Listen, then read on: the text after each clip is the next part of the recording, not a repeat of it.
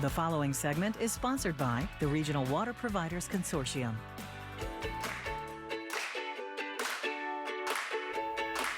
Welcome back to AM Northwest. From watering our gardens to running through the sprinklers, summertime brings we use a lot of water is what I'm trying to say. Here to help us with tips on how to use it wisely, we welcome back from Regional Water Providers Consortium of Bonny Cushman. Good to see you again, Bonny. Nice to see you. It's been one heck of a hot week, so we see a lot of really brown lawns out there.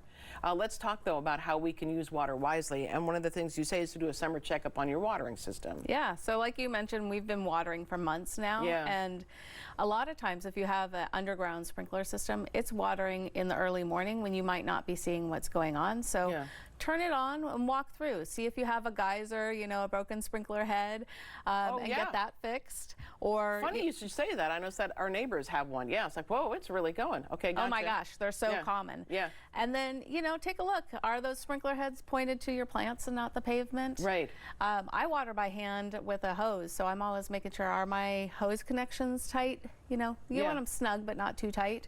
And that way we're not getting drips and drops through the garden.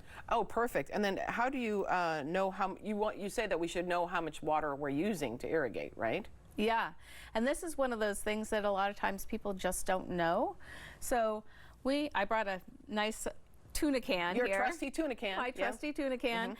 So you can use any flat bottom can, but what you want to do is put one near your sprinkler head and one about 4 feet away. Okay. And you're going to measure how much water it takes, how much water is used in a 15-minute period. We've got some great instructions on our website. We're looking at this graphic right here. Explain that. Yeah. So you're looking at one near the sprinkler, one a little bit farther away, and then you have to do some simple math, and that's just averaging how much water is in both tuna cans. Yeah.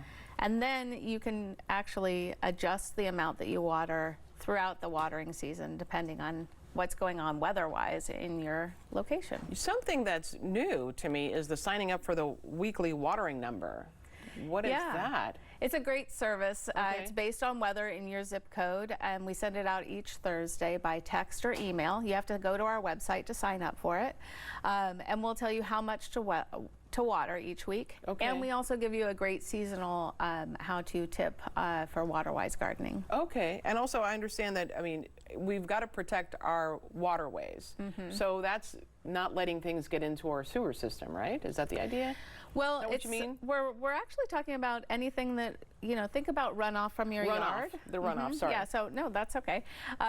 So we're talking about storm drains. What a lot of people don't know is actually what gets on the ground goes down in runoff, and then it goes into storm drains and then into our local waterways, so it doesn't get treated. So things like picking up after our pets, for example. You're holding poop bags. I'm holding poop bags, yep. Or instead of, using sprays to get rid of weeds, make sure to use a shovel or a hand tool to do that as well. Yeah, makes sense. And you've got a container. Is that for water? What is that for? Yeah, so I always like to talk about this at this time of year. This is an emergency water container. Okay. And we recommend having 1 gallon per person per day for 14 days per person. But now's a great time to, if you have emergency water, change it out so you can use it to water plants.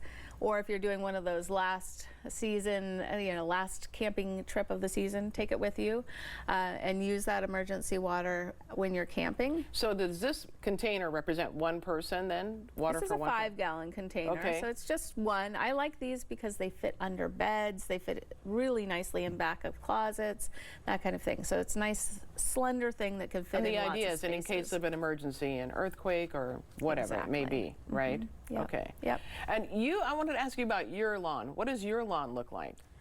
Well, I actually just got rid of my lawn. Yeah. Yay. And I think more people are doing that.